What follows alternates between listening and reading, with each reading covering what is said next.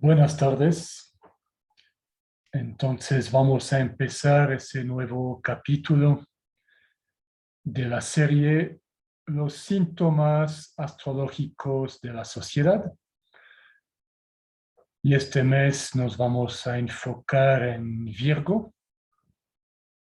Y como solemos hacer cada mes es encontrar qué elemento Virgo es parte de la sociedad o considerando, como siempre hacemos, la sociedad como una personalidad constituida de las 12 expresiones astrológicas. ¿Qué expresión de la sociedad es una expresión Virgo?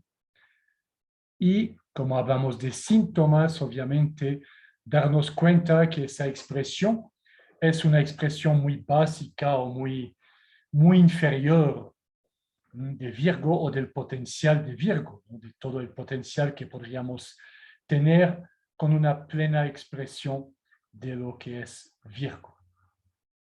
Entonces, este mes vamos a entender que la parte Virgo más predominante de la sociedad es lo que llamamos el trabajo.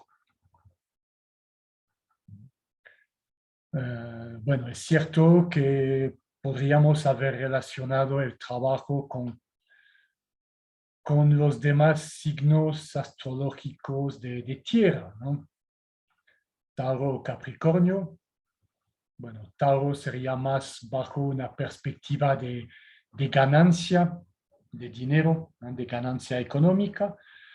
Y Capricornio sería más una relación de ambición social, de posicionamiento dentro de la sociedad a través del trabajo. Lo hacemos con Virgo, entendiendo que el trabajo es una actividad humana y que posiblemente el signo más activo es Virgo. Y también entendiendo que nuestra parte Virgo se relaciona mucho con el servicio, es el signo más servicial, el signo que más tiene que enfocarse sobre lo que es el servicio y entendiendo que el servicio debería ser justamente un componente fundamental dentro de lo que es el trabajo y dentro de la actividad que vamos a ejercer como trabajo. Es por eso que hemos escogido de alguna manera a Virgo para poder hablar de lo que es el trabajo o el hecho de trabajar. Entonces puede sorprender, me supongo, a muchas personas el hecho de decir que el trabajo es un elemento inferior de la sociedad, que es un elemento que genera desequilibrio, ¿no? Un elemento un poco de que es un síntoma o que es muestra de una cierta enfermedad de la sociedad. Pero eso obviamente dependería de cada caso personal, ¿no? Creo que según el trabajo que tenemos o posiblemente según la ganancia económica que tenemos, obviamente nuestra relación con el trabajo, nuestra percepción del trabajo va a ser muy, muy distinta. Pero de forma general también creo que podemos darnos cuenta que para muchísimas personas el trabajo en sí es un elemento muy, muy negativo, un elemento que genera más conflictos, más problemas, más desequilibrios que elementos positivos, ¿no? Entonces vamos a partir primero un poco de esa visión del trabajo. Ahora, para entender mejor justamente lo que es el trabajo, ¿no? ¿Qué significa realmente la palabra trabajar? Entonces vamos a ir a la etimología. Y a través de la etimología podemos obviamente reconstruir un poco la historia de ese concepto. Entonces, bueno, les invito a a buscar en cualquier diccionario etimológico lo que se dice sobre trabajar, la palabra trabajar, y lo que van a encontrar es que la palabra trabajar viene de una palabra latín tripaliare, que también proviene de la palabra tripalium y que se refiere a 3 palos. Eso significa, en otras palabras, trabajar. Entonces, ¿de qué estamos hablando? ¿De qué palos? Bueno, esos 3 palos eran 3 palos que se utilizaban para amarrar a los esclavos. Estamos hablando de la época del Imperio Romano, ¿no? Es por eso que la palabra sale, es una palabra latín que se creó en esa época. ¿No? Entonces eran esos 3 palos a los cuales se amarraban los esclavos para castigarlos, para azotarlos. Eso es el significado de trabajar. Es decir, que estamos hablando de un castigo, ¿no? De una esclavitud, ¿no? Y obviamente que generaba sufrimiento y dolor, ¿no? Entonces, eso significa en su origen la palabra trabajar. Bueno, ahora me van a decir que sí, bueno, eso ha cambiado, ¿no? Ya no estamos hablando en la actualidad de castigo, de sufrimiento, de esclavitud. Bueno, tengamos esa noción etimológica en mente y vamos investigando un poquito más entonces sobre esos aspectos de trabajo y esclavitud para ver si realmente todavía encontramos una cierta conexión. Claro, hablando, si pensamos en la esclavitud y nos imaginamos esos esclavos en condiciones realmente humillantes y miserables, con condiciones de trabajo terribles, que realmente se utilizaba de forma muy cruel para hacer una mano de obra tratada, digo, con condiciones, bueno, inhumanas y por el beneficio de ciertos amos.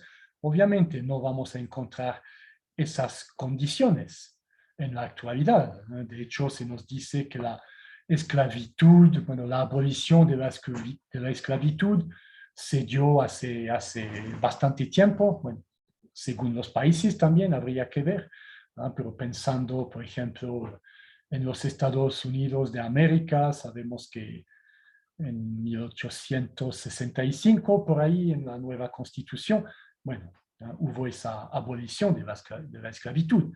Entonces, obviamente, no estamos hablando de esas condiciones.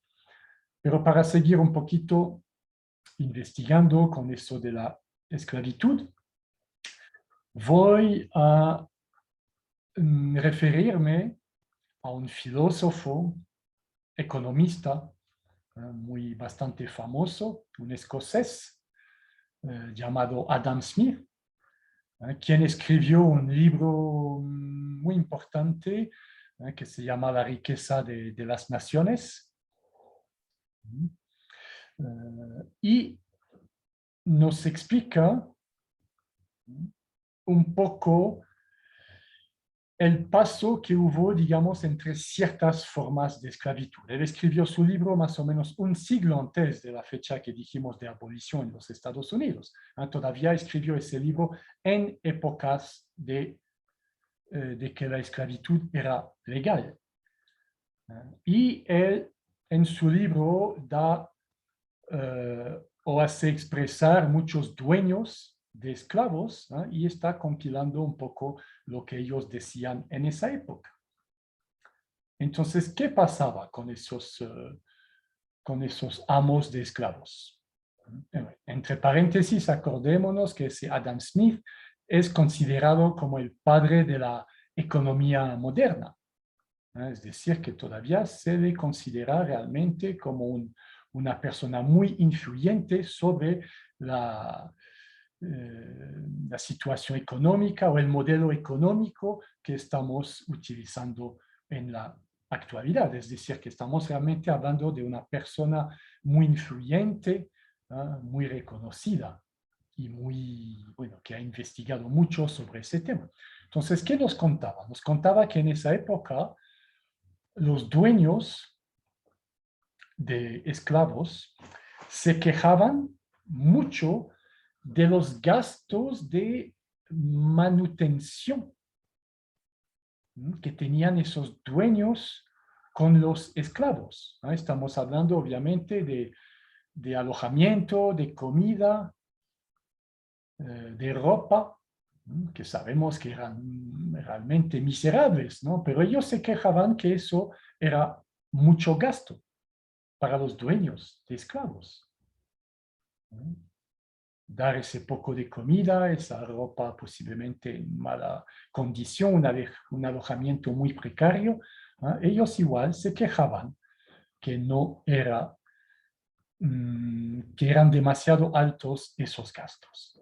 Además decía que había poca ganancia porque obviamente el trabajador o el esclavo no tenía ningún incentivo para trabajar más. De todas formas, iba a ganar, o digamos, iba a conseguir exactamente lo mismo, esas mismas condiciones miserables, entonces no había mucho incentivo.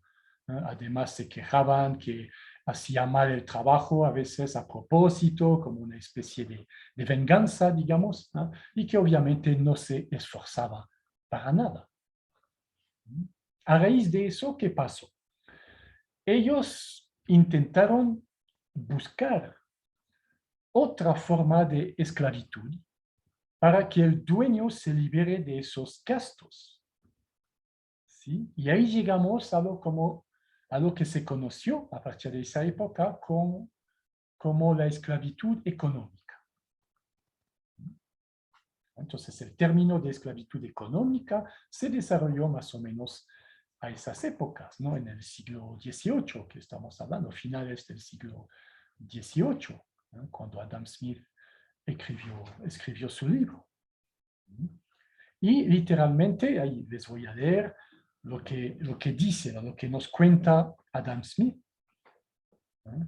Se dice que los gastos de manutención de un esclavo corren por cuenta de su amo, mientras que los de un trabajador libre corren por su propia cuenta. Entonces ya ahí estamos hablando del trabajador libre, es decir, no del esclavo, como dijimos, que pertenece a su amo, a su dueño, pero digamos un poco más del trabajador como lo encontramos en la actualidad, ¿no? Uno que regresa a su casa y que solamente viene para trabajar o para ofrecer su mano de obra.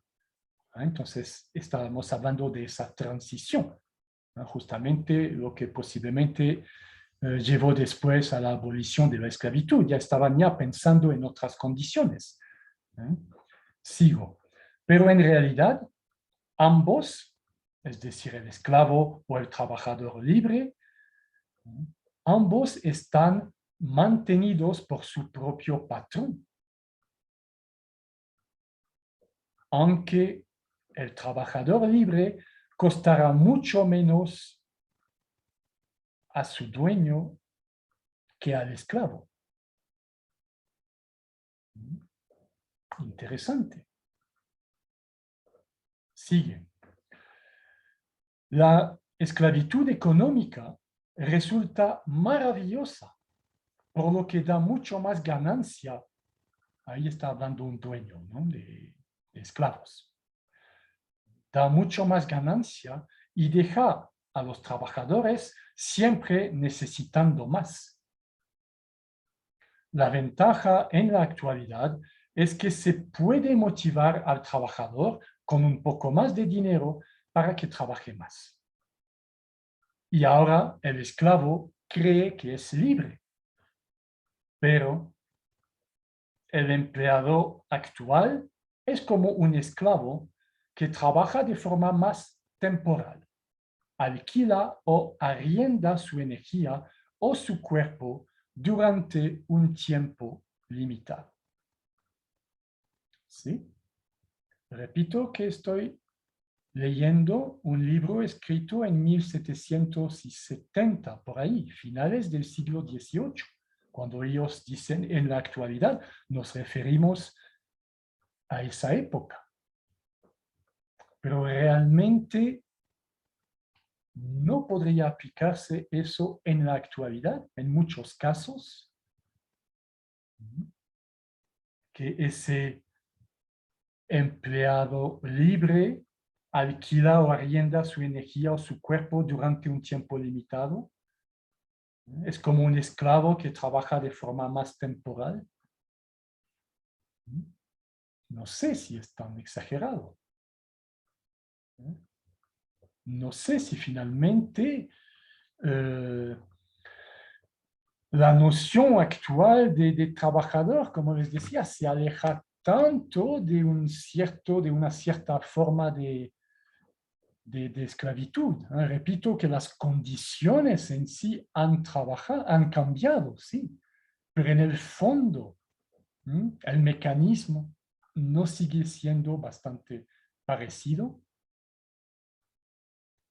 Creo que eso merece una cierta reflexión.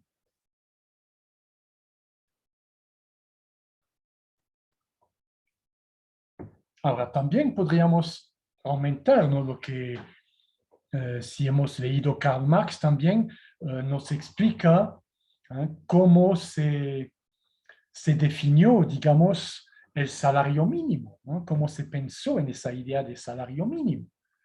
Entonces, lo que él nos decía es que había que dar el dinero mínimo para que una persona, estoy leyendo, tenga los medios de subsistencia y para que con un poco más de esfuerzo logre tener un poco más de dinero para su entretenimiento,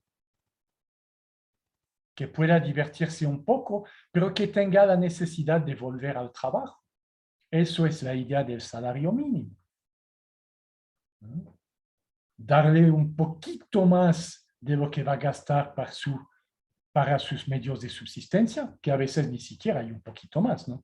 Y a lo mejor a veces ni siquiera se llega a tener lo suficiente, ¿no? Para la subsistencia realmente, ¿no? Pero en la mayoría de los casos está pensando para darle más, para que pueda sacar un poco toda la negatividad que le genera su trabajo, desahogarse un poco, pero que al mismo tiempo no tenga suficiente para no tener que volver al día siguiente al trabajo.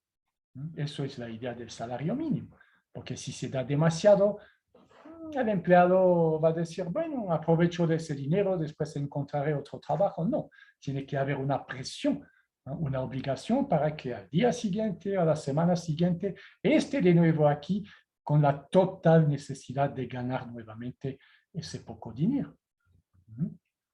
Eso también, bueno, no sé qué tan alejado está de una forma de esclavitud, ¿no? Realmente. Ese vampirismo energético, que es finalmente lo que está haciendo muchas veces ese trabajo. Chupa nuestra energía, nuestra fuerza, nuestros esfuerzos durante los años posiblemente de mayor vitalidad nuestra, ¿no? Nuestros años de potencial más presente, nuestros años de fuerza, a nuestros sueños, está utilizando todo eso para el beneficio de unos pocos. Entonces, es por eso podemos hablar de ese vampirismo energético. Realmente nos está chupando la energía vital. Y cuando ya no tenemos energía vital, ya, jubilación o despedidos y siguiente. Necesito carne fresca, necesito más energía. Eso también es tan alejado de una cierta forma de esclavitud. Bueno, habría que reflexionar, como digo, un poquito más. Repito que hay casos, obviamente, cada uno lo va a analizar con su caso personal, que es muy diferente, lo sabemos, pero de forma general hay muchísimas personas que entrarían en esas condiciones que estamos comentando. Entonces hay muchos elementos que podemos reflexionar, ¿no? Y que realmente, a pesar de que les tengamos como muy normales, comunes y necesarios, creo que se merecen un poquito más de reflexión. Eso me hace pensar también a esa idea de reemplazar el ser humano por una máquina, ¿no? Que, bueno, se da en muchos trabajos, por decir así. Y obviamente lo podemos ver de un lado muy, muy positivo, ¿eh? De decir, wow, qué logro tecnológico, ¿no? De poder tener una máquina que logre hacer lo mismo que un ser humano. ¿No? Pero si caemos en una expresión a veces inferior de Virgo que critica mucho y que también racionaliza y piensa mucho, también nos vamos a dar cuenta, pero más bien no es algo humillante que un ser humano puede ser reemplazado por una máquina. No es realmente decir que ese ser humano, aparte de su aspecto físico, energético, no ha podido lograr nada diferente, nada más que elementos básicos para que una máquina, por tan bien diseñada que esté, lo reemplace.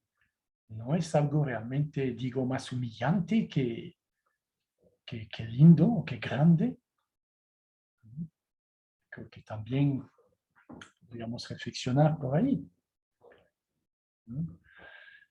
Ahora, es cierto que hasta en la actualidad no se reconoce también que todavía existen esas formas más antiguas, digamos, de esclavitud, ¿no? O de esos trabajos forzosos, ¿no? Condiciones que posiblemente nos hacen pensar a esas condiciones del esclavo hace varios siglos. Todavía hasta eso existe en algunos países.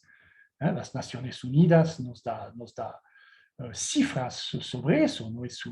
Estamos hablando, creo, de unos 30 millones en el mundo. Como digo, sin hablar de lo que estamos tal vez intentando definir, si el trabajo en la actualidad es una cierta forma de esclavitud, ¿no? Pero estamos hablando, como digo, de trabajos forzosos, ¿no? Todavía eso existe.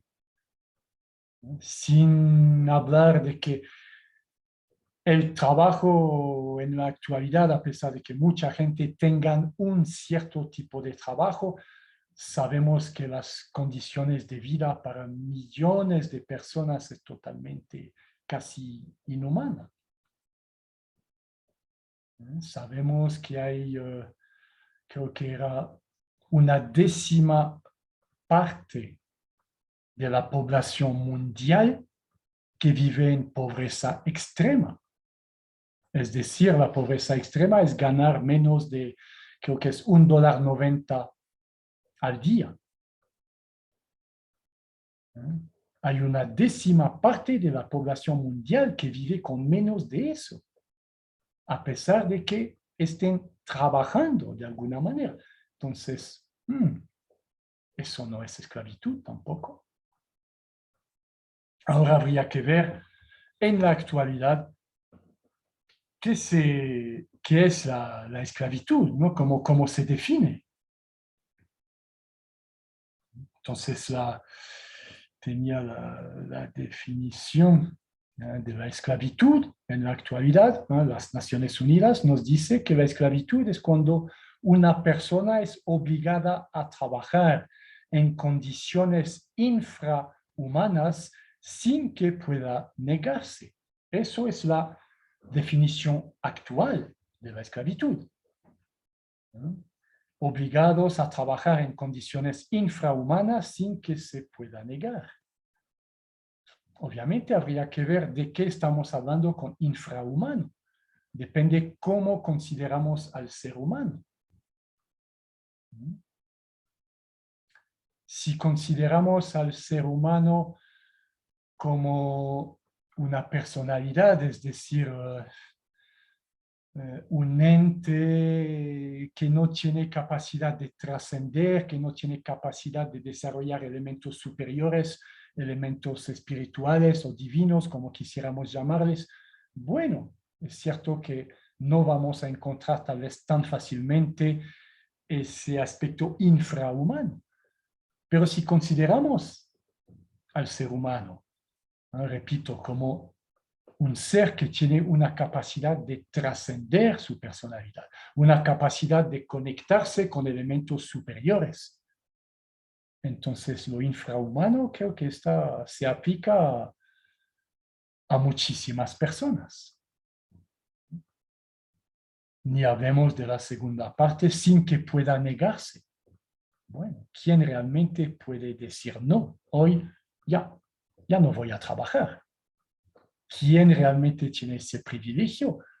Bueno, no estamos hablando de tantas personas, creo. Entonces, hasta esa noción actual de esclavitud, la podemos, creo, aplicar a muchos casos. Entonces, la idea, repito, es reflexionar un poco sobre lo que es el trabajo en la actualidad. Y como dijimos, cómo podríamos mejorar esa expresión.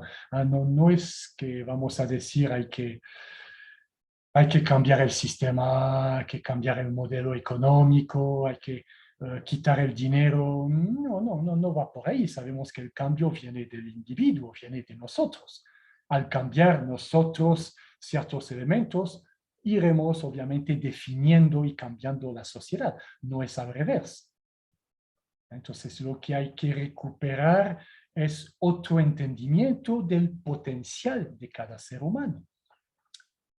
Para que esa noción actual de trabajo cambie, repito, posiblemente hay que redefinir un poco lo que es el ser humano y el potencial de cada ser humano.